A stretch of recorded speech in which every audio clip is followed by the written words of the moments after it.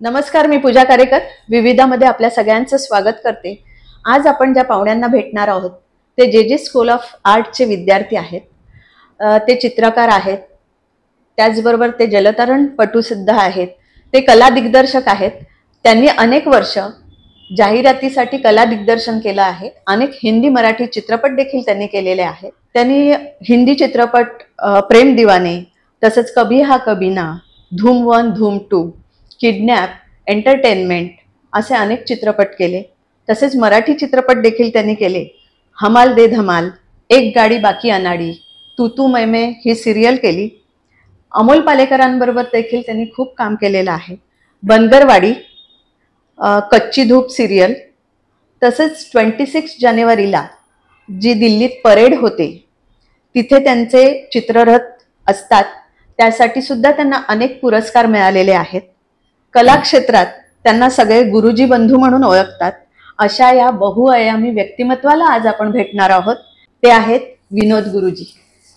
विनोदजी, विविधामध्ये खूप खूप स्वागत। नमस्कार। गुरुजी, लहानपणापासून वडील ह्याच क्षेत्रात असल्यामुळे तुम्ही त्यांच्याबरोबर काम करत आलात, तर तो अनुभव कसा होता त्याच्याबद्दल काय सांगाल? सगळ्यात पहिल्यांदा मी असं सांगू शकतो की वडिलांचा हा चित्रकारीचा धंदाच होता। म्हणजे आमचं स्टुडिओच आहे। हा स्टुडिओचं नाव आहे समर्थ आर्ट सर्व्हिस। समर्थ आर्ट सर्व्हिस। समर्थ आर्ट सर्व्हिसला आज 75च्या वरती वर्ष झालेली आहे। बापरे, एवढी जुनी संस्था आहे। आणि आज आम्ही प्रसिद्ध आहोत गुरुजी बंधू म्हणून, आणि जाहिरात क्षेत्रात काम करतो म्हणून, आणि आता मीडिया खूप फोफवला म्हणून। पण वडील सुद्धा त्या काळात प्रसिद्धच होते। ज्यावेळी तो आमच्या दुकानामध्ये कमीत कमी 40 वर्षापर्यंत टेलिफोन नव्हता तरी आमचं दुकान प्रसिद्ध होतं कला क्षेत्रामध्ये।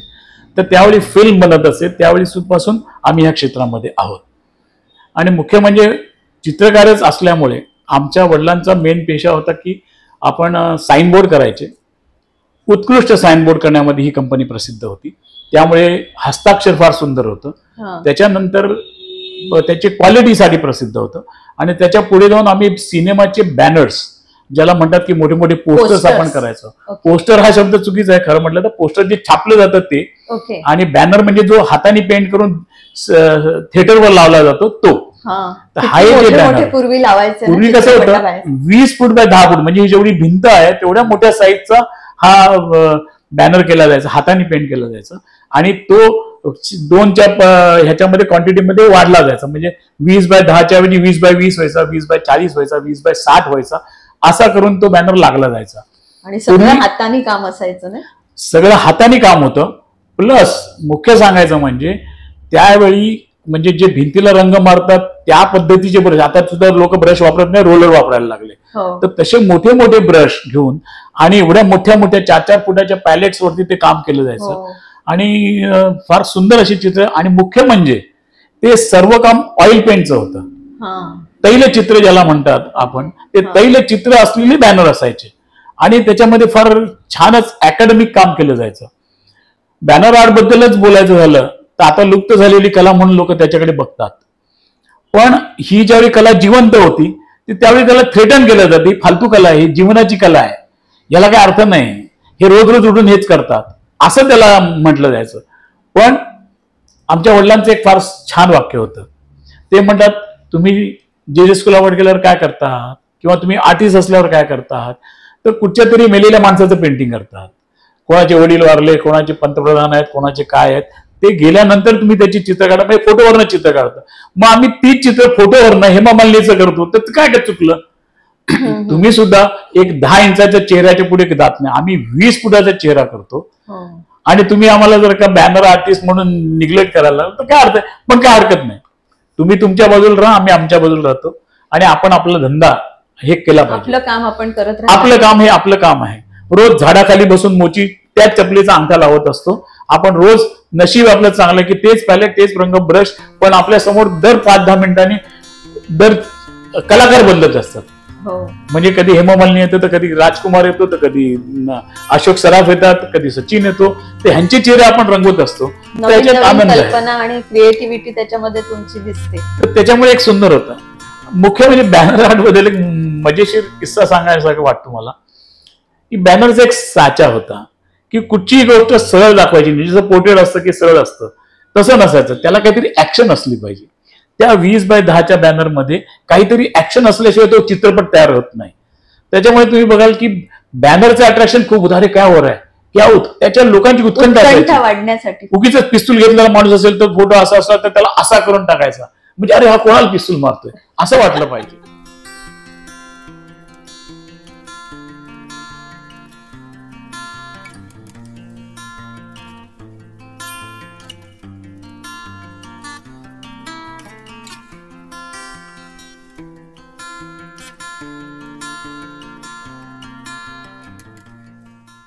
अशा त्यातनं लोकांचं कुतूहल जागृत झालं पाहिजे.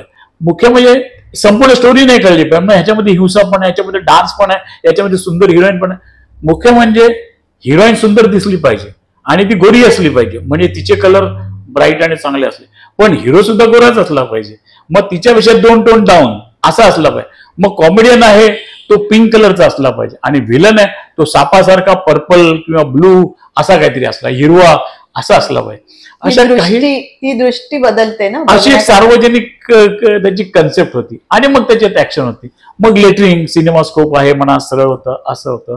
त्याच्यामुळे एक त्याला वजन यायचं. आणि काय व्हायचं त्यावेळी ऑडियन्स अशिक्षित होता, तर जसा लोगो असतो की जसा एक टाटाचा लोगो असेल तर तुम्हाला माहिती ह्या टी म्हणजे हा टाटा, बी म्हणजे बिर्ला असं काहीतरी असतं. पण आता असा बॅनर म्हणजे हा आता हे पिक्चर आला म्हणजे हा बादशाह, मग तो काय आणि कोण आहे हा खतरों का बादशाह असं ते नाव आहे. असं ते त्याच्यामध्ये आता पिक्चर जर का शांत असेल तर त्याचा टाईपफेस शांत असेल, त्याच्यामध्ये कॅलिग्राफी असेल, उर्दू असेल तर उर्दू टाईपचं पिक्चर असेल, असं काहीतरी असायचं. त्यामुळे ज्याला आज कॅलिग्राफी म्हणतात त्याला आपण सिनेमामध्ये वापरली गेलेली कॅलिग्राफी वेगळ्या टाईपफेस असं करून व्हायचं. तर आम्ही लहानपणापासून म्हणजे माझा जन्म झाल्यापासून किंवा माझ्या बहिणींचा आणि भावांचा जन्म झाल्यापासून, माझ्या मोठ्या भावांचा जन्म झाल्यापासून आम्ही ह्याच क्षेत्रात म्हणजे ह्याच स्टुडिओमध्ये आल्यामुळे आम्ही लिन्सी डॉयलच्या वासावरती वाढलो, टर्पेंटाईन घासलेटच्या वासांवरती वाढलो आणि त्याने मंत्रमुग्ध होऊन आम्ही सुद्धा त्याच विषयामध्ये पारंगत झालो आणि आम्ही ते बॅनर करायला लागलो. त्यामुळे शिक्षण हे आम्हाला आमच्या स्वतःच्या स्टुडिओमध्ये पहिल्यांदा मिळालं. आमच्या वडिलांकडे काम करणारे खूप छान छान आर्टिस्ट होते. सी विश्वनाथ होते, सखाराम बापू होते, पद्मराज होते, आमच्याकडे छान छान लेटरिंग करणारे होते, शशी कोरगावकर म्हणून होते, फार सुंदर सोनटक्के म्हणून होते, फार सुंदर हस्ताक्षर असलेले लोक होते. आणि ह्या सगळ्या लोकांच्याकडे बघूनच आम्ही शिकलो. त्यामुळे कला क्षेत्रात आम्ही कसे आलो तर आम्ही जन्मजातच ह्या कला क्षेत्रात आलो. पण गुरुजी आता तुम्ही हे सगळं सांगितलं तेव्हा मला जास्त मजा आली ऐकताना, कारण आम्ही जेव्हा पोस्टर बघतो तेव्हा एक सामान्य माणूस म्हणून बघतो की बाबा हा चित्रपट आहे, पण त्याच्या पाठीमागे एवढे विचार असतात. म्हणजे कलर कसा असावा, तो माणूस कुठल्या दिशेने बघणारा असावा जेणेकरून प्रेक्षकांमध्ये कुतूहल निर्माण होईल. तर हा जो विचार आहे तो तुम्ही आम्हाला या आत्ताच्या या उत्तरामध्ये दिलात. आणि दुसरं असं की हे कॅलिग्राफी म्हणा किंवा पोस्टर्स हे सगळं तुम्ही करत होतात, पण मग हे सगळं येत असताना देखील जे स्कूल ऑफ आर्ट मधून तांत्रिक शिक्षण घ्यावं ह्या कलेचं, असं तुम्हाला का वाटलं? असं आम्हाला वाटलं म्हणण्यापेक्षा वडिलांना वाटलं असं म्हटलं तरी हरकत नाही. कारण त्या काळात आपण काय करणार आपल्यालाच माहित नसायचं. आता लोक म्हणतात मी IAS ऑफिसर होणार, आता लोक म्हणतात मी हे होणार, आता म्हणतात, पण त्यावेळी असं काही नव्हतं. आपल्याला जे येतं तेच करायचं असं एक साधारण हे होता. आणि एवढा मोठा स्टुडिओ आहे तो चालवायचा कोणी असा एक प्रश्न वडिलांना असेल कदाचित. पण वडिलांनी आम्हाला त्यासाठी फार छान शिक्षण दिलं. मुख्य म्हणजे अशा पद्धतीने दिलं की आजकाल जो ट्रेंड असतो ते कमवा आणि शिका, ही ह्याला वाक्य छान आहे काम. पण आमच्या वडिलांनी असं काही सांगितलं नाही कमवा आणि शिका. त्यांनी सांगितलं अरे बाबा तू एक काम कर, तू इथे कंपनीत ये आणि तुला मी पगार देतो, तू काय चांगलं काम करतोस, तुला पगार देतो. तर मी माझा भाऊ, माझे दोन्ही भाऊ आम्ही आमच्या स्टुडिओमध्ये 4 आणे तासावर काम करत होतो. किती? 4 आणे तास, 25 पैशाचं कॉईन म्हणजे 1 तास. अशा त्यावेळेला मी काम करायला लागलो. मग काय काम करायचं? काहीही कर, तू कंपनीत 1 तास आहेस ना, मग मी बघेन तू कोण काय सांगेल मला ते कर, पडेल ते काम. आता पडेल ते काम म्हणजे काय? म्हणजे भांडी घास आणि हे ते नाही, पण मिस्त्रीकडे रंदा मार, त्याच्यानंतर काय बाबा, हा तर बाबा त्याची पॅलेट साफ कर, याची ब्रश साफ करून दे. आमच्याकडे ज्यावेळी आम्ही कॉलेजला वगैरे गेलो, आमचे काही मित्र यायचे, ते म्हणाले तुमच्याकडे किती लक्झरी आहे रे. म्हणजे काय लक्झरी आहे, मी मेहनत करतो ते काय. नाही नाही नाही नाही, तुमच्याकडे ब्रश साफ करायला माणूस आहे. जसे आपल्याला भांडी घासायला बाई असते, तसंच आमच्या कंपनीमध्ये फक्त पॅलेट ब्रश साफ करणारी लोक होती. म्हणजे किती रंग आणि किती पॅलेट आणि किती ब्रश वापरले जात असतील. एक माणूस लागेल की ब्रश साफ करायला एक माणूस लागेल, आणि एक माणूस फक्त रंग बनवून पॅलेटवर ठेवायला. आमच्याकडे 4 फुटाची पॅलेट असायची आणि सगळे रंग हाताने घोटून तेल करून इथे बनवले जायचे. तर आम्ही सुद्धा ते रंग बनवायला शिकलो. आम्ही हबकच्या रंगामध्ये हात घालून रंग कसा मिक्स करायचा ते करायला लागलो. पूर्वीच्या काळी एक मजेशीर गंमत सांगतो. पूर्वी हबक नावाचा एक रंग यायचा पांढरा, त्याच्यामध्ये कलर टाकून तो हलवायला लागायचा. त्याच्यात रंगाचा डबा आणला की तेल वर राहायचं आणि हबक खाली बसायचा, झिंक ऑक्साईड. तर त्याच्यात कंपनीवाले काय करायचे, त्यात 1 रुपयाचं कॉईन टाकायचे की तुम्ही डबा उघडला की मग तो हलवायला घेतला की तो 1 रुपया मिळेल. तो रंग हलवला गेला पाहिजे म्हणून कंपनीचा 1 रुपया मिक्स व्हायला म्हणून रंग टाकाय. पुढच्या काळामध्ये त्याच्यावरती बंदी आली आणि मग लोक एक कॉईन टाकायला लागले की ते कॉईन नंतर म्हणजे बिल्ला, तो बिल्ला नंतर घेऊन दुकानात गेलं की दुकानदार त्याला त्याचे पैसे परत द्यायचा. असं ती सिस्टम चालू. तर तो हबक रंग बनवायचा, तेल आणायला सायकलवरनं जायचं. कसं ना, म्हणजे वडिलांचा विचार त्याच्या पाठीमागे असेल की 4 आणे हे थोडंसं लहानपणी आकर्षण असतं, पण त्या हेतूनी माणूस काम पण करेल आणि नकळत काम शिकत राहील आणि त्याचं आकर्षण निर्माण होऊन तो हळूहळू त्याच्यामध्ये पारंगत होईल, हा हेतू त्याच्या पाठीमागे असावा वडिलांचा. अगदी अगदी, म्हणजे माझे वडील अगदी फार मोठ्या विचाराचे होते. त्यांचे विचारही बोल्ड होते. ते धोतर झब्बा आयुष्यभर घातला त्यांनी, पण ते त्यांचे विचार एवढे मॉडर्न होते की हे जुनं आहे हे नवीन आहे असं काहीही नाही. नवीन शोधच घेत राहतात ना. आता गंमत म्हणून सांगतो, वडिलांनी आमच्या कंपनीचं नाव समर्थ आर्ट ठेवलं. वडील मला वाटतं 16 किंवा 18व्या वर्षी बडोद्याहून मुंबईला आले आणि त्यांनी दादरमध्ये ही जागा पाहिली आणि मग तिथे त्यांनी दुकान म्हणून चालू केलं. पण त्यांनी कंपनीचं नाव समर्थ ठेवलं कारण त्याच्या पाठीमागे काय हेतू होता समर्थ नाव ठेवण्याचा? हा, तेच मी म्हणतो. समर्थ म्हणजे समर्थ रामदास स्वामी हे त्यांचे वडील फार भक्त होते. त्यांना समर्थ रामदास स्वामी खूप आदर आणि प्रेम होतं.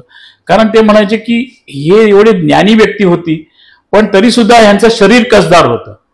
त्यांचं म्हणणं होतं की रामदास स्वामी एक अख्खा चंदनाचा खोडात उगाळून त्याचा गंधळ तयार करत असत असं म्हणतात. ते रोज सूर्य नमस्कार घालत होते, तब्येत छान होती.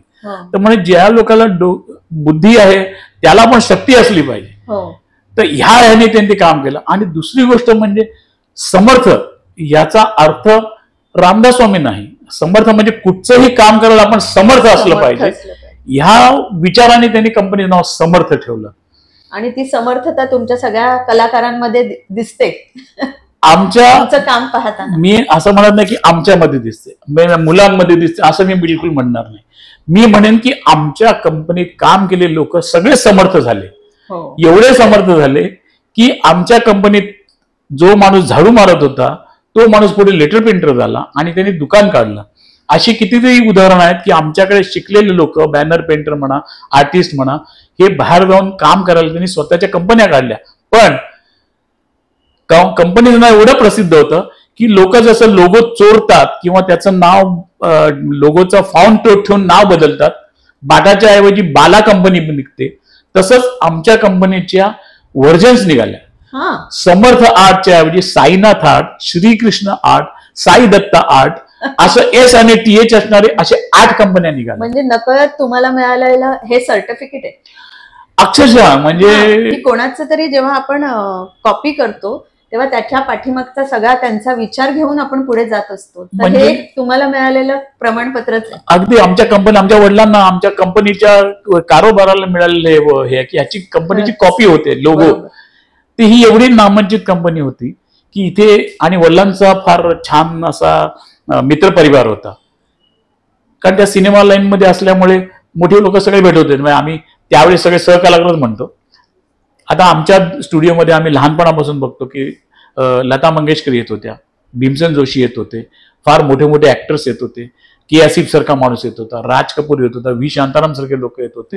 ह्यांच्या समोर आम्ही उभं राहून आमच्या ड्रॉइंग्स दाखवायची किंवा काय करायचं, हा पण एक आनंद होता. आणि हे बघा माझा मुलगा काय करतो असं सांगणार होतं. तर सांगायचं असं की एक दिवस आमच्याकडे नेहमीच येत असत आडारकर, जे महाराष्ट्र शासनाचे डायरेक्टर ऑफ आर्ट होते, ते आले आणि ते त्यांना वडिलांसाठी माझी मुलं आहेत ना, ते आडारकर म्हणाले की अरे बाबा ठीक आहे तुमची मुलं आर्टिस्ट आहेत, ड्रॉइंग करतात, पण ह्यांनी एलिमेंटरी इंटरमिडिएट एक्झाम दिली नाही तर ह्यांना जे स्कूल ऑफ आर्ट मध्ये ऍडमिशन मिळणार नाही.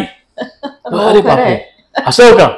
तर सगळे बघायला आला, अरे ह्यांना मग आता एलिमेंटरी इंटरमिडिएट एक्झाम दिली पाहिजे. मग आम्हाला वडिलांनी मालाडकर इन्स्टिट्यूटमध्ये टाकलं. आम्ही मालाडकर सरांकडे जाऊन ड्रॉइंग परीक्षेसाठी काय लागतं ते शिकलो. बेसिक एलिमेंटरी इंटरमिडिएट साठी लागली. आणि आज मला वाटतं की मी बऱ्याचशा गोष्टी मालाडकर सरांनी शिकवलेल्या एलिमेंटरी इंटरमिडिएट गोष्टी आहे त्याच्यावरती बरंच गोष्टी सारवून नेतो असं मला वाटतं की त्यावेळी झालेला अभ्यास हा फार व्यवस्थित होता. तांत्रिक शिक्षण शिकावं म्हणून वडिलांनाच वाटलं आणि म्हणून मग तुम्ही पुढे गेलो ते शिकलात जे स्कूल ऑफ आर्ट मध्ये. मुख्य मजा म्हणजे की आमच्याकडे असलेले बॅनर आर्टिस्ट सगळे बघायला, अरे तुम्ही जे स्कूलला पडला जाणार, किती मोठी गोष्ट आहे. तर म्हणलं का आता जायला लागेल तर जायला लागेल ना, आता काय करायचं. सांगितलं तर बेसिस झालं जे स्कूलला पडलायचं. तर नाही आम्ही सगळे लोक इथे जे स्कूल ऑफ आर्टला जाऊ शकलो नाही म्हणून बॅनर आर्टकडे आलो. ओके. जेवढे बॅनर आर्ट मधले आर्टिस्ट आहेत आज पण मुंबईमध्ये, ते सगळे लोक एकही आर्टिस्ट जीडी आर्ट झालेला नाहीये. ते सगळे पारंपरिकली पॅलेट साफ करत करत एकाकडे शिकत आलेली लोक आहेत.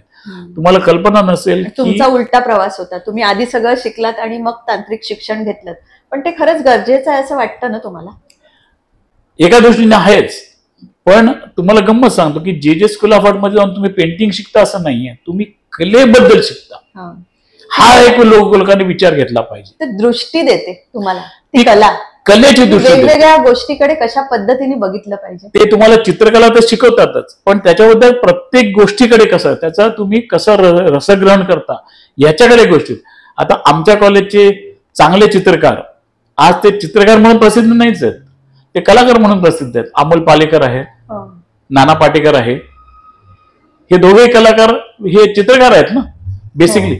आज हे नाना पाटेकर फार सुंदर पोर्ट्रेट करतो आणि ते गंमत अशी स्केचिंग चांगला करतो आणि त्यांनी कित्येक वेळा पोलीस स्टेशन मध्ये बसून गुन्हेगाराचं वर्णनावर चित्र काढलं असंही. आणि आमचं असं चांगलं आहे की नाना पाटेकर नुसता आमच्या कॉलेजला नव्हता पण आमच्याबरोबर शाळेतही होता. माझी शाळा दादरला समर्थ विद्यालय आहे. तिथे पण तुमचा काहीतरी समर्थ शब्दाशी काहीतरी नातं आहे. गमतीचा हा विषय आहे. हा समर्थ शब्दाशी माझा फार छान संबंध झाला आहे. आता शाळा पण तुम्ही म्हणालात, माझ्या स्टुडिओचं नाव समर्थ आर्ट सर्व्हिस, माझ्या शाळेचं नाव समर्थ विद्यालय. मी समर्थ व्यायाम मंदिर शिवाजी पार्क मध्ये व्यायाम करायला जात होतो. त्याच्यानंतर माझं लग्न झाल्यावरती मी घर घेतलं ते समर्थ याच्यामध्ये घेतलं, समर्थ नगर मध्ये, लोखंडवाला मध्ये, ज्याचं नाव आहे ते. मी राहायला समर्थ मध्ये गेलो. त्यामुळे समर्थ ह्या नावाशी मी कसा काय लागू झालो मलाच कळलं नाही, पण हे होत गेलं. समर्थ नाव माझ्या मागे चिकटलेलं आहे. आणि आता कित्येक वर्षांनी असं मला सांगायला आनंद होईल की मी समर्थ नगर मध्ये राहत होतो, म्हणजे लोखंडवाला राहत होतो.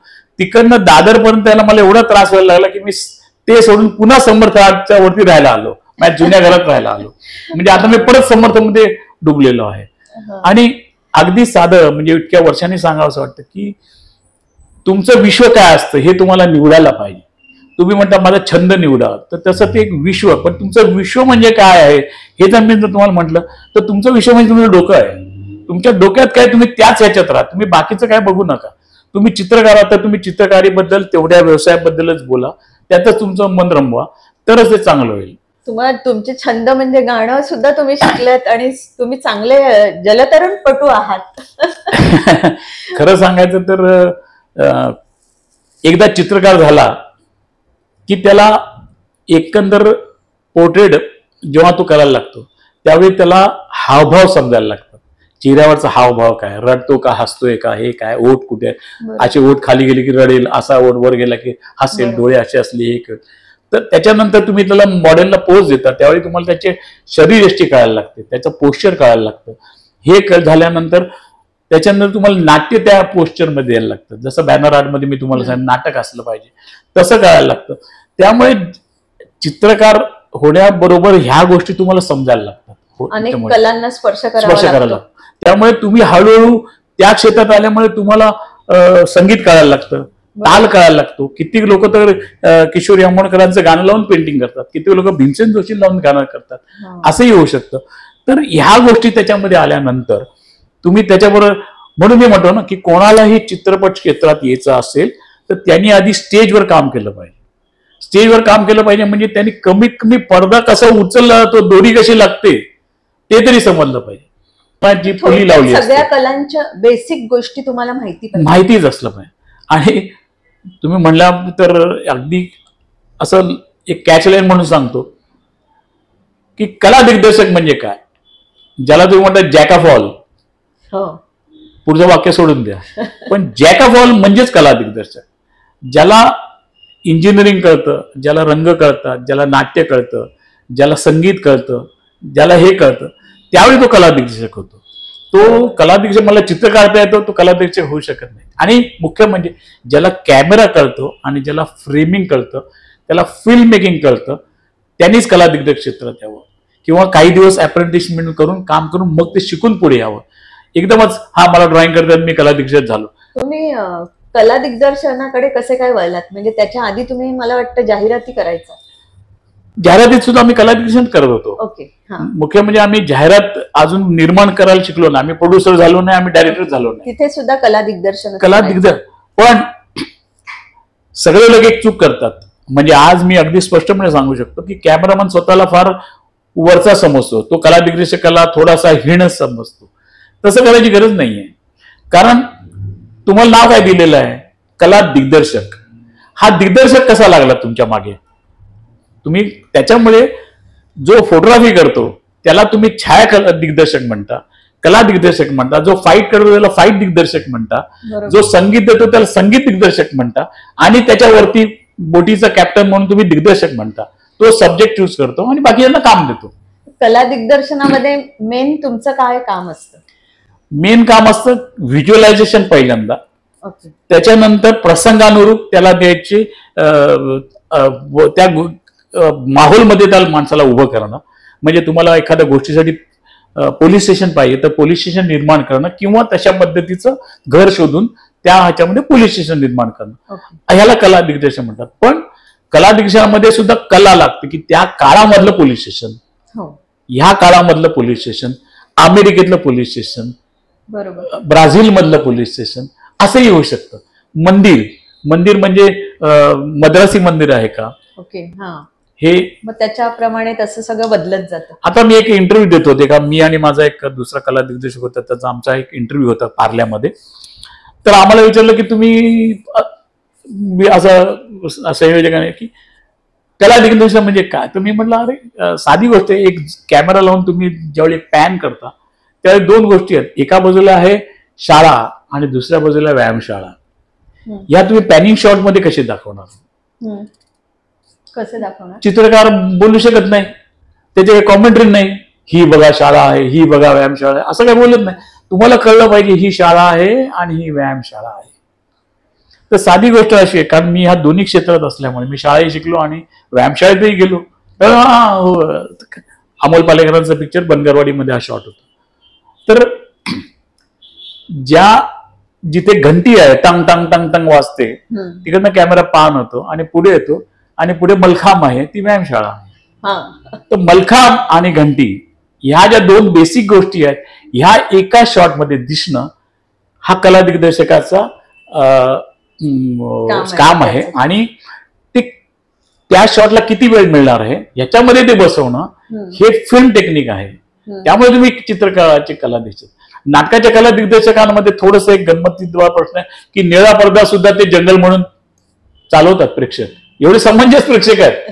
सिनेमात प्लास्टिकची फुलं लावली तरी म्हणतात नाही नाही नाही, इथं प्लास्टिक आहे यार, हे रिअल फुल नाही आहे, असं होतं. ते चित्रपट आणि नाटक याच्यामध्ये वेगवेगळे विचार असतात, वेगळे विचार. पण नाटकात काम केल्यामुळे तुम्हाला सिम्बॉलिकली कसं उभं करायचं, कमीत कमी गरज काय आहे या नाटकाची तेवढंही समजतं. मेन आयटम काय, एक चौकट फ्रेम नुसती दरवाजा म्हणून तुम्ही मानता, त्याला दरवाजाची फाळकं पण नसतं. म्हणजे नेपथ्य करणं जास्त हे कला दिग्दर्शकाचं काम येतं ना. तर मला असं म्हणायचं होतं की नाटकाचं नेपथ्य वेगळं असतं, नंतर जाहिरातीचं वेगळं, चित्रपटाचं वेगळं. तर ह्याच्यामध्ये कसे बदल होत गेले, तुमचे आधीचे अनुभव आणि आत्ता ह्याच्यामध्ये कसे बदल होत गेले असं वाटतं तुम्हाला? अशी काही उदाहरणं देता येतील का? अगदी खरंच छान सांगायचं म्हणजे तुम्ही तर आता नाटकाचे 2च प्रकार बघितलेत.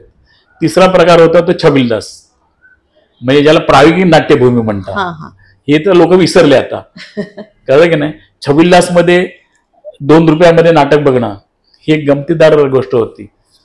तर ज्या प्रायोगिक रंगभूमीकडे तुम्ही येता तेव्हा लक्षात येतं तिथे पैसेच नाही आहेत. हे सगळे लोक कुठे नोकरी करतायत आणि मग संध्याकाळी नाटक करतायत. अमोल पालेकर बँकेत नोकरी करत होते, ते नोकरी करून यायचे आणि मग 7 वाजताचं नाटक असायचं. ह्यांच्या नाटकाचं आम्ही नेपथ्य केलं. त्यावेळी कसं होतं की बाबा स्टेशन आहे, मग स्टेशनवरती हमाल आहे, मग ते पॅसेंजर्स आहेत. आता हे लोक यायचे, यांच्याकडे काही पैसे नाहीत की टेम्पोवर सामान आणतील तिकडे. मग काय करायचं, कोणीतरी एका बॅगेमध्ये छोटंसं सामान आणलेल की त्याच्यात नाटक झालं पाहिजे असं त्याच्यातही असेल. सिंहासन सुद्धा सिंहासन नसलं तरी चालतं, एक बॉक्स असेल त्याच्या मागे एक फ्रेम लावली तरी ते सिंहासन. राजाने नुसतं कपडा लावला की राजा असं होऊ शकायचं, किंवा नुसतं मूड झालं तरी राजा. तर अशा वेळी आम्ही कसं करायचो, कटआउट स्टाईलमध्ये आम्ही काम करायचो. म्हणजे पेटी, त्याच्यावर असलेलं काय म्हणतात त्याला होल्डॉल, आणि हातात धरायला डबा, हे आम्ही पेंटिंग करून कटआउट स्टाईलमध्ये करायचो. आणि मग तो येणारा ऍक्टर सुद्धा असा तो कटआउट धरून घेऊन यायचा की बाबा ह्याच्या डोक्यावर सामान आहे, लाल बिल्ला लावलाय, हे केलाय. मग तो जो कोणा काय म्हणतात गार्ड असेल त्याच्या हात सुद्धा कटआउटचा झेंडा द्यायचा. म्हणजे रिअल दिलं तर मग हे रिअल आहे आणि ते खोटं आहे असं कशाला. मग सगळ्या प्रॉपर्टीज तुम्ही पेंटिंग करून त्याला एक स्टाईलाइज करता, पैसे वाचवायसाठी म्हणा किंवा काय करायचं. हा झाला प्रायोगिक रंगभूमीचा प्रकार की अशा तऱ्हेच्या प्रॉपर्टी करून आपण नाटक करत होतो. ते करून झाल्यावरती आपण जेव्हा प्रायोगिक आपल्या रिअल नाट्य व्यावसायिक रंगभूमी, आम्ही व्यावसायिकची नाटकं फार कमी केली. पण ज्यावेळी अमोल पालेकरांनी राशोमान म्हणून नाटक केलं, जे नाटक चा सेट असा मोठा आणि मोठा होता, तो नाटकाचा सेट आम्ही रवी नाट्य मंदिरमध्ये लावला होता. मुख्य म्हणजे आम्हाला प्रायोगिक रंगभूमीकडनं आल्यानंतर काहीतरी प्रयोग करायची सवय लागली. यामुळे आम्ही अमोलला सुद्धा म्हटलं की हे राशोमान हे नाटक जॅपनीज ह्याच्यावरून आलेलं आहे. राशोमान नावाने पिक्चर होतं. आकिरा कुरोसावा हा जो लेखक होता त्यांनी केलेला, त्याच्यावरती खूप व्हर्जन झाले आहेत. शोले सुद्धा राशोमानचंच एक आवृत्ती आहे. मॅग्निफिसंट 7 ही सुद्धा राशोमानचीच एक आवृत्ती आहे. असे बरेच पिक्चर आले की जे राशोमानच्या वरती बेस आहेत. असे काय, तर ते करत असताना आम्ही म्हटलं काहीतरी प्रयोग करायला पाहिजे, म्हणून आम्ही त्या नाटकाचं नेपथ्य जॅपनीज पार्टेशन टाईपचं केलं. आणि त्याच्यामध्ये सुद्धा ट्रिक्सन म्हणजे गावाची वेस आणि जंगल असं ते नॅरेशन होतं. तर आम्ही एक मध्ये गावाची वेस केली आणि ती फोल्ड व्हायची, फोल्ड झाली की परत जंगल व्हायचं, आणि ते पुन्हा ते असं करत ते सगळं एकत्र केलं. ते केल्यानंतर त्या नाटकाला त्यावेळेचं सगळ्यात मोठं नाट्य दर्पण अवॉर्ड मिळालं. अरे वा. पण हा जो विविधपणा आहे आणि तो जो नवीन करायचा प्रकार आहे तो आम्ही केला. म्हणजे सेट पूर्ण फिरवतात ना अलीकडे? नाही, तो एक प्रकार आहे, त्याला म्हणतात फिरता रंगमंच. फिरता रंगमंच हा नाटकाची गरज होती आणि काहीतरी करावं, कसं करावं असं आल्यानंतर नाट्य संपदाने टोमी नव्हेसाठी पहिल्यांदा केलं. आणि कोर्टाचा सीन परमनंट असायचा, मागचे सीन बदलायचे आणि ते रिव्हॉल्व्ह व्हायचे. तर तो रिव्हॉल्विंग स्टेज बनला. रिव्हॉल्विंग स्टेज बनल्यानंतर ते अंधार करून तो रिव्हॉल्विंग स्टेज फिरायचा. एक दिवस काहीतरी गडबड झाली तांत्रिक आणि लाईट ऑफ झाले नाहीत, ते डीम लाईटच राहिले आणि रंगमंच फिरला. तर जो अंधारात फिरायचा रंग तो लाईट मध्ये फिरला आणि लोकांनी टाळ्या वाजवल्या की काय हा प्रकार आहे की रंगमंच फिरला. आणि मागची कला दिसली ना प्रेक्षकांना. त्याच्यापेक्षा जो ऑडियन्स नाटक बघत होता तोच ऑडियन्स सिनेमा बघत होता. जे लोक सिनेमा बघतात त्यांना तो जो डिझॉल्वचा प्रकार आहे, एकावर एक सीन ओव्हरलॅप होतात, असे जे प्रकार होतात तो बघायला मिळाल्यामुळे त्यांना अरे ते सीमलेस वाटलं, तो कट वाटला नाही, ज्याला आपण कट म्हणतो तो नव्हता, तो सीमलेस होता. त्यामुळे लोक म्हणलं अरे हे भरपूर टाळ्या वाजवल्या. त्यानंतर नाट्य संपदानी तो दरवेळी नाटकचा रंगमंच फिरवत राहिले. नेपथ्यामध्ये तुम्ही काय बारकावे त्याच्यात बघितले जातात? नेपथ्यात मध्ये काय बारकावे बघितले जातात हा असा म्हणण्यापेक्षा बारकावेचा अर्थ होतो डिटेलिंग. पण माझं म्हणणं आहे नेपथ्य मध्ये काही गोष्टी म्हणजे नेपथ्यामध्ये काय पथ्य पाळली पाहिजेत असं म्हणलं तर जास्त बरं होईल. क्या बात आहे. काय नेपथ्यामध्ये काय नेमकं पथ्य पाळलं पाहिजे, तर पहिली गोष्ट एक बॉटम लाईन मारली पाहिजे, सगळ्यात पहिले ग्राउंड लाईन, की हा सेट काय आहे, म्हणजे ह्या दृश्यामध्ये आम्ही काय दाखवतोय. या दृश्यामध्ये आम्ही दाखवतोय तो महाल हा कोणाचा आहे, त्याच्यानंतर तो कुठच्या सालामध्ये आहे, तो राहता आहे का, तो उजाड आहे का, ह्या गोष्टीचा विचार करत गेला की हळूहळू तुमचं डिटेलिंग सुरू होतं. आणि मग तुम्ही त्याच्यामध्ये ह्या गोष्टी नसल्या पाहिजेत म्हणून त्या बाजूला काढल्या पाहिजेत. त्यावेळी तुम्हाला कळतं की ह्याला नेपथ्य म्हणता येईल, ह्याला कला दिग्दर्शक म्हणता येईल. दिग्दर्शक शब्द जेव्हा येतो ज्यावेळेला तुम्ही त्याला नाट्य जोडता. म्हणजे तुम्हाला साधी गोष्ट सांगतो, मी केलेलं नाटक नाहीये पण फार प्रसिद्ध म्हणून मुद्दाम सांगतो की कट्यार काळजात धुसलीमध्ये ज्यावेळी ती फ्रेम काढली जाते त्यावेळी ती ब्लँक फ्रेम दिसते आपल्याला, तिथे भिंतीवरचा कलर तसाच दिसतो, याला नेपथ्य म्हणतात. की बाबा फ्रेम काढल्यानंतर तिकडचा रंग तसाच दिसणं. तर आता मी त्या कटारच्या नेपथ्याबद्दल बोलतोय. हे मी केलेलं नाहीये पण हे मी शिकलेलो आहे. आजपर्यंत मी पाहिलेल्या नाटकातला सुंदर सेट होता तो म्हणजे अश्रूंची झाले फुले मधला एअरपोर्टचा सेट. की सेट काय होतं म्हणण्यापेक्षा तो कसा लावला याला मत होतं. म्हणजे त्याची जॉग्राफी किंवा making of that set is very important असं मला वाटलं. कारण तुम्ही जर बघितलं तर एअरपोर्ट फ्लॅट असतो आणि तुम्ही नेहमी वरच्या बाजूला असता, पण ह्याच्यावेळी म्हणजे तुमची आय लेवल वरती असते, तुमच्या डोळे नजर खाली विमानीकडे असतं. पण नाटक बघताना तुम्ही प्रेक्षागृहात असता, स्टेजवर असतो आणि विमानतळ त्याच्यावर असतं. किती चिटिंग आहे, किती खोटं आहे. पण तुमच्या दृष्टीला तो विमानतळ दिसला पाहिजे. म्हणजे जो खाली दिसणारा विमानतळ आहे तो वर आहे, तुम्ही बसायची पद्धत खाली आहे आणि पुन्हा तुम्ही बाल्कनीत बघितला तर तुम्हाला खाली दिसला पाहिजे. तर हा जो काय व्यवहार आहे हा तुम्हाला जेव्हा समजतो त्यावेळी तुम्ही ते चित्र तयार करू शकता. कुठून बघणार आहात काय, साधी गोष्ट आहे. मी माझ्या विद्यार्थ्यांना नेहमी सांगतो, मी फिल्म इन्स्टिट्यूटमध्ये लेक्चरला जातो किंवा मी झेवियर्स कॉलेजला काही वर्ष लेक्चरिंग केलं. तर मी कुठच्याही गोष्टी सांगत असताना साधी गोष्ट विचारतो की तुम्ही कधी कॅलिग्राफी केलं आहे का. तर तुम्हाला कळेल की जी लाईन तुम्ही मारता अक्षर काढल्यावर जी खरी उभी लाईन असते त्याचा कट कसा असतो, बोरूनी काढलेले अक्षर. कारण मी आमच्या दुकानात रोज लेटिंगच होत होतं, पण त्याची लाईन ही अशी असते, पण इंग्लिशची कशी असते ती उलटी असते. आता मी सांगितल्यावर सगळ्या लोकांना हे वाटेल, पण अ काढल्यावर ती लाईन बोरूनी काढली तर ती अशी असते, पण इंग्लिश काढताना ती अशी असते. हा जो फरक आहे हा फरक जर तुम्ही आणखीन पुढे मोठ्या प्रमाणात पाहिलात तर सिनेमाचं थिएटर कसं असतं आणि नाटकाचं थिएटर कसं असतं. नाटकाच्या थिएटरला असं स्टेज लहान होतं आणि प्रेक्षक असे बसतात चारी बाजूने, पण सिनेमाच्याला उलटे बसतात कारण फोकस असा पडतो आणि इकडनं बघितलं तर पिक्चर दिसणार नाही, इकडनं बघितलं तर पिक्चर दिसणार नाही, किंवा ते चौरस असतं आणि लाईन सरळ असतात.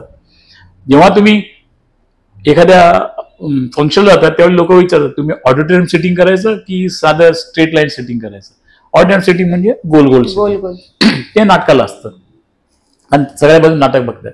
हा जो फरक आहे जॉग्राफी आणि बघण्याचा दृष्टिकोनाचा, हा दृष्टिकोन तुम्हाला आल्याशिवाय तुम्ही कला दिग्दर्शन करू शकणार नाही, हे मी सरळ शब्दात सांगतो.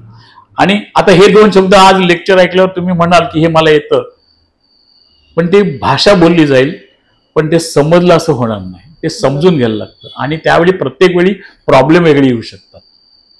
हे सांगायचं कारण म्हणजे मी केलेला एक चित्रपट आहे ज्याचं नाव आहे कभी हा कभी ना, ज्याच्यात शाहरुख खान लॉन्च झाला होता म्हटलं तरी हरकत नाही. शाहरुख खानचं जवळ पहिलं किंवा दुसरं पिक्चर असेल, ते तिसरं असेल, पण ते रिलीज झालं असेल 5वं 6वं असं असेल कदाचित. त्याच्या आधी त्याचं डर पिक्चर प्रसिद्ध झालं आणि नंतर शाहरुख खान मोठा झाला, त्याच्यानंतर हे पिक्चर आलं.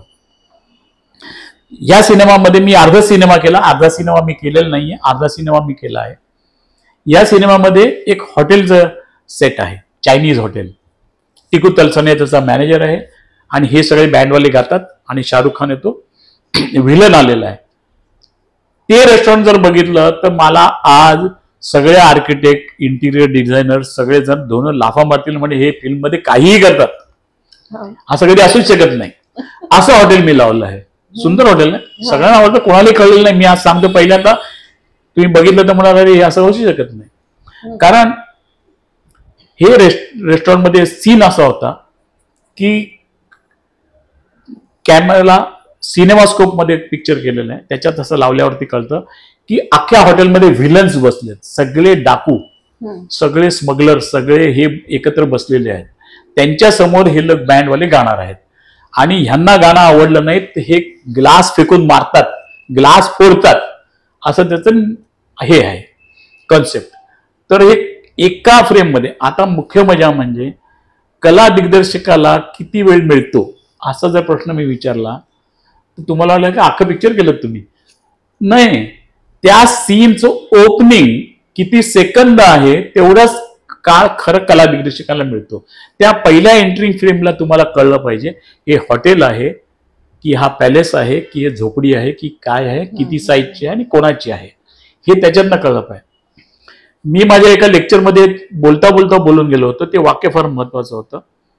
ते म्हणजे कला दिग्दर्शनामध्ये भिंत ही फार महत्वाची आहे.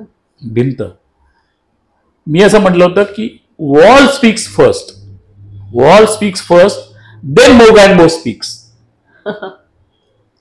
कळलं का? की त्या भिंतीवरती ती भिंत दिसते, मग मोगॅम्बो होतो, तर मोगॅम्बो खुश हुआ.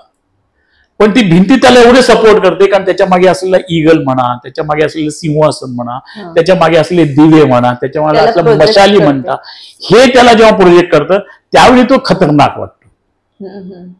क्या बात आहे. कळलं की नाही? याला म्हणतात नेपथ्य निर्मिती, याला म्हणतात कला दिग्दर्शन.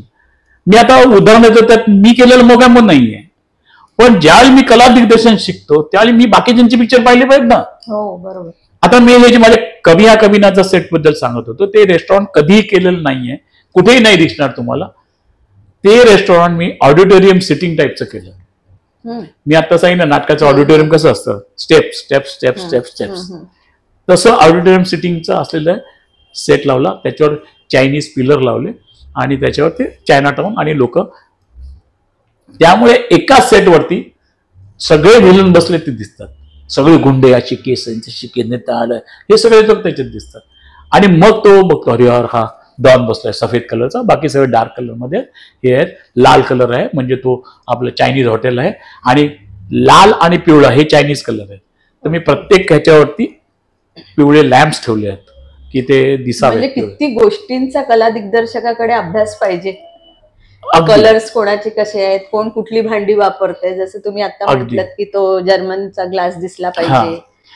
हे असं हे सगळं मांडल्यावरती ते गाणं आजही एवढं प्रसिद्ध आहे. ह्याचं मैं बना कैसे डॉन, हे जे शाहरुख खानचं गाणं आहे. आणि त्यावेळी गंमत अशी की असंच की पिक्चर म्हणजे शाहरुख खान हा नवीन होता आणि प्रोड्युसरही नवीन होता, डायरेक्टरही नवीन होता. त्याने म्हटलं भैया पैसा कम आहे, थोडा संभल के करना, ठीक आहे. तर ते करत असताना आमच्या स्टुडिओमध्ये म्हणजे फिल्म सिटीमध्ये ते गाणं शूट केलं सेटवरती. तर आम्ही सेट लावता आमच्या लक्षात तिथे एक स्पायरल स्टेअरकेस आहे. तर मी डायरेक्टली ही स्टेअरकेस वापरता येईल का आपल्याला एंट्रीसाठी? त्याने क्या नहीं, वो जो शाहरुख की एंट्री है वो इसके ऊपर करते हैं, बाद में वो बंद कर देंगे कि वो आया कहां से, क्योंकि ये सीडी लगाने के लिए हमको कम से कम 25,000 रुपये खर्चा आता है त्या काळात.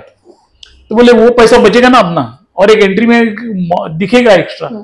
तर शाहरुख खान ज्या शिडीवरनं उतरतो, ती लाईटमनला वर जाण्यासाठी जी होती शिडी त्याच्यावरनं तो येतो, नंतर तो बंद होता आणि मग तुम्हाला हा सेट दिसतो. सेट छोटा होता, त्याच्यावर आम्हाला सांगण्यात आलं की आधी तर सगळ्याला हॉटेलचा सेट लावायचा. मग म्हणजे नाही, मला हॉटेलची केबिनही पाहिजे, मला केबिन मधून सेटही दिसला पाहिजे, मला इथून हेही दिसलं पाहिजे. मग त्या गाण्यात फ्लॅशबॅकही आहे. या गाण्यामध्ये मर्सिडीज गाडी येणार, त्याच्यावरती गाणं शूट होणार. गाडी सुद्धा मित्राकडनं भाड्याने मागून आणली होती प्रोड्युसरनी. तर तो ड्रायव्हरही बोलला, इसमें लडकी नाही नाचेगी, सिनेमाची हिरोईन गाडीच्या टपवर उभी राहणार नाही असं ड्रायव्हरने सांगितलं. इसका कलर खराब होतो कोण जिम्मेदार. अशा पद्धतीने मागून आणलेल्या गोष्टी होत्या.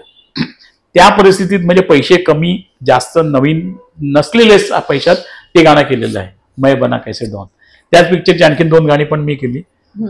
तर त्यावेळी आता कलाविष्णामध्ये काय काय गंमत आहे ते सांगतो. प्रॉपर्टी कशी बनायला, त्याच्यामध्ये टिकू तलसानीचा पाय मोडलेला आहे, त्याला फ्रॅक्चर आहे आणि मग ते गाणं चालतं, लग्नाचं गाणं आहे सगळं. आता ते बँडेज लावलेलं प्लास्टर आहे. आता तो जर प्लास्टर लावलं तर ते 3 दिवस गाणं करायचं असेल तर तो कसं प्लास्टर घरी घेऊन जाणार. तर ते रोज करता आलं. तर आम्ही ते गंबूट बनवला त्याचा आणि त्या गंबुटावरती ते लावलं प्लास्टर आणि ते शॉर्ट संपला की तो काढून ठेवायचा आणि परत घालायचा. तर ह्या गोष्टी तुम्हाला विचार केला पाहिजे की ही प्रॉपर्टी सिनेमामध्ये कशी वापरली जाईल, किती दिवस, किती वेळा, काय वेळा वापरली गेली पाहिजे. या पद्धतीने छोटा मोठा वेगवेगळ्या विचारांनी, वेगवेगळ्या अँगलनी विचार करावा लागतो.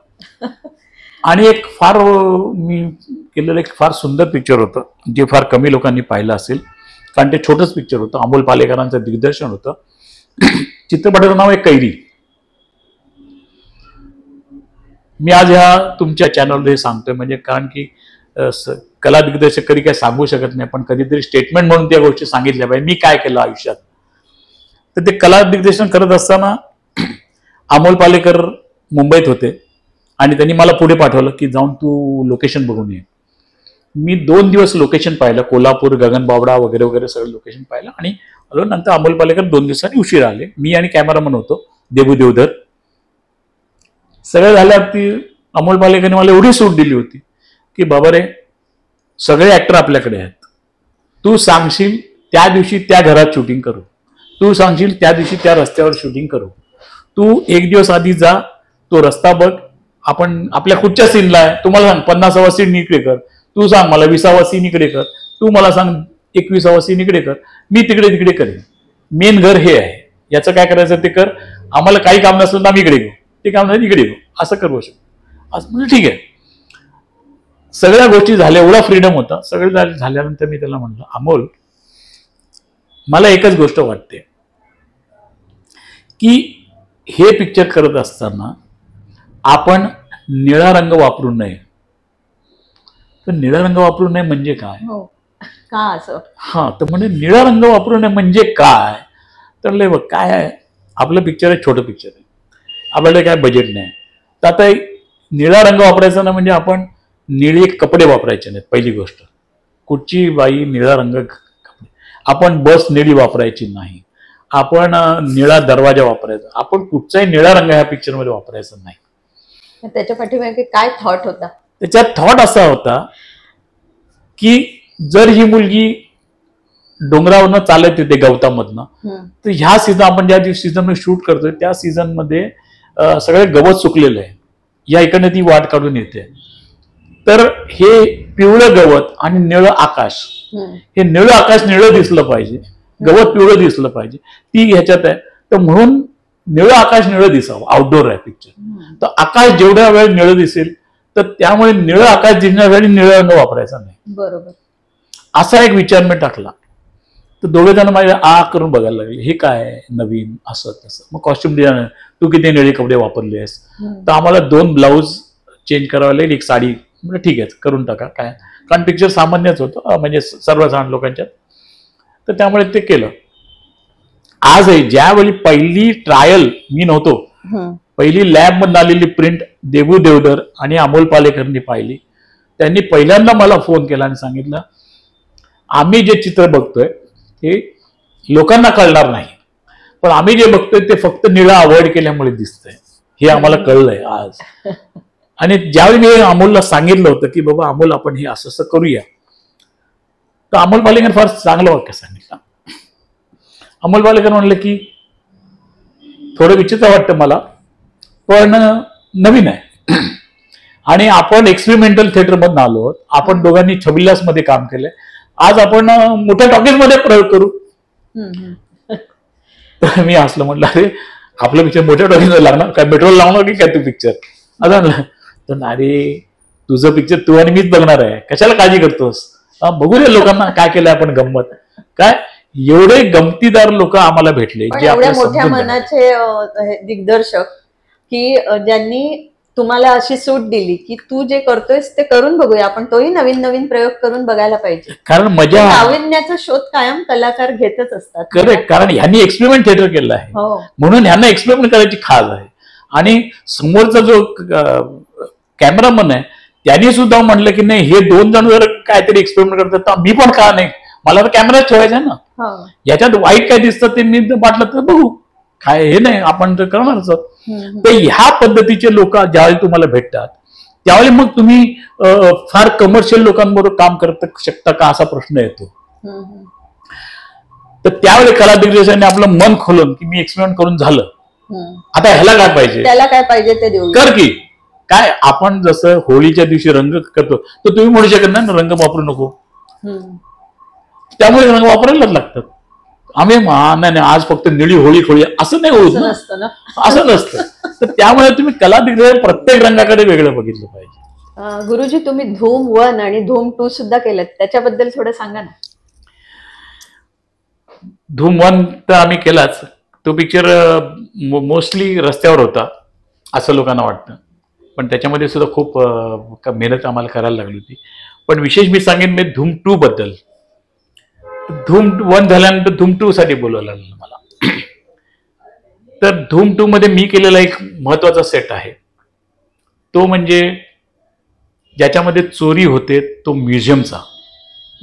तर आधी असं ठरलं होतं की चोरी होणार ती बॉम्बे म्युझियम मध्ये होणार, मुंबईच्या म्युझियम मध्ये होणार. तर बॉम्बे म्युझियम मध्ये ती जी सर्क्युलर गॅलरी आहे पहिल्यांदा आल्या तिथे ती चोरी करायची ठरली होती, कारण ते लोकेशन लोकांना आवडलं होतं. ते करायचं असताना पण चोरी कशी होणार कोणाला माहित नव्हतं, हे सांगितलं नव्हतं. मग नंतर आलं की म्युझियम परमिशन देत नाहीये, म्युझियमची परमिशन मिळणार, आपल्या स्टुडिओत सेट लावायचा आहे असं त्याच्यात आलं.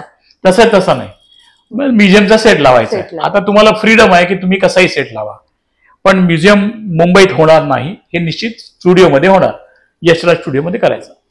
हे करत असताना मग आलं की चोरी कशी करायची, चोरी दाखवायची कशी, हा एक मोठा प्रश्न होता. धूम 1 मध्ये एकही चोरी नाहीये, ही पहिल्यांदा पिक्चरमध्ये चोरी होताना दाखवणार होते. धूम 1 मध्ये नुसती मोटरसायकल्स होत्या, बाकी काही नव्हतं, पळापळ होती. तर सगळ्या मिटिंगला बोलवलं. मी आता चोरी कशी करायची, काय करायचं, कुठे माणूस राहणार, काय राहायचं डोक्यात होतं. ते असतानाच माझ्या लक्षात आलं की काय करता येईल. म्हणून मी विचार करत असताना मला एकदम माझा सेकंड इयरचा क्लास आठवला, जे स्कूल ऑफ आर्ट मधला 3rd इयरचा क्लास आठवला, ज्याच्यामध्ये फार मोठी मोठी स्कल्पचर्स आहेत जी खरोखर म्युझियम पीसेस तिथे आणून ठेवले स्कूल ऑफ आर्टमध्ये त्यावेळी ब्रिटिश लोकांनी. तर ते जी मोठे मोठे फिगर्स आहेत तो मला एकदम क्लासरूम आठवला. म्हणजे अरे हे आयडिया छान आहे.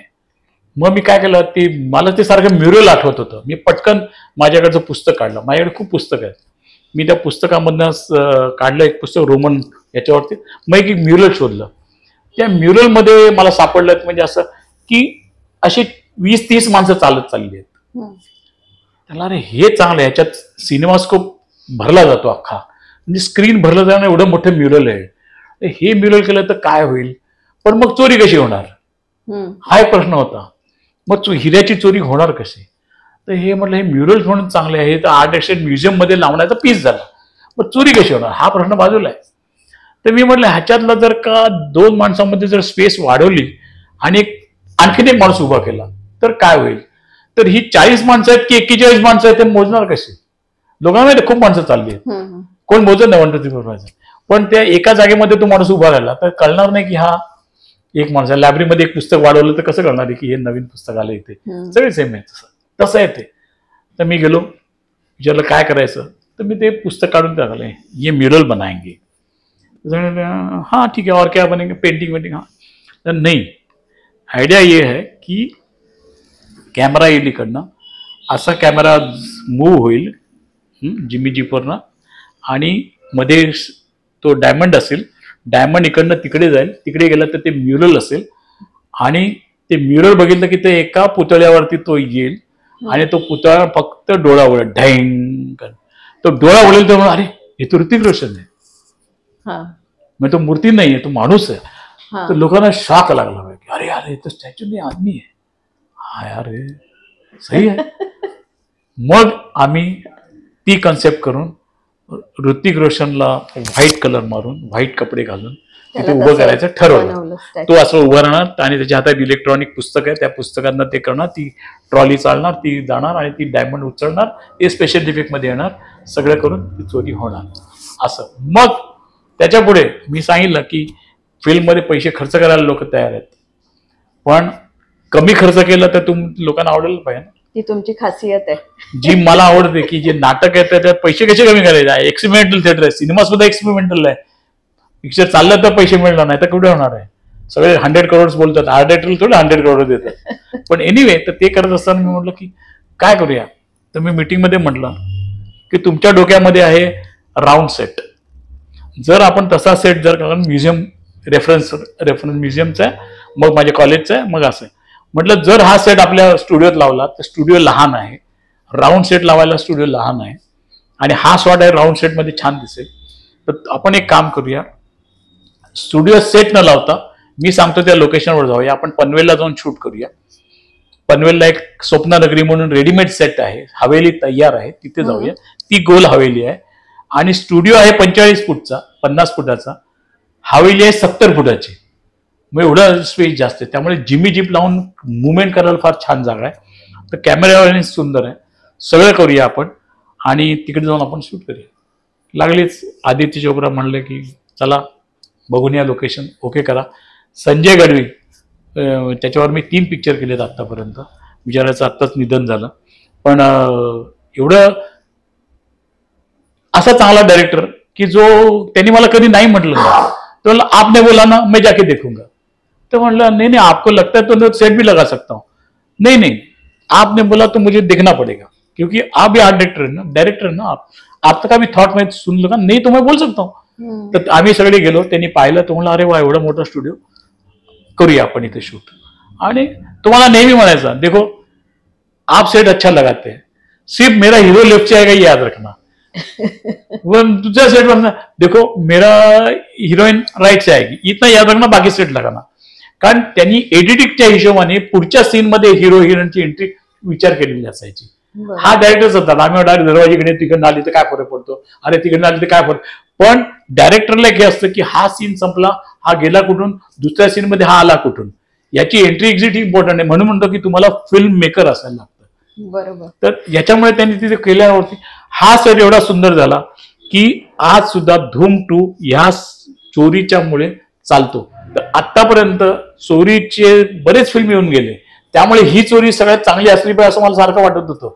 आणि बाकीच्या कॉपी बघितलेल्या होत्या, त्यामुळे तसं दिसणार नाही बघत होतो. How to steal a million, even Pink Panther सारखं पिक्चर मध्ये सुद्धा चोरी होती. तो पडद्याच्या मागे लपतो आणि हे करतो.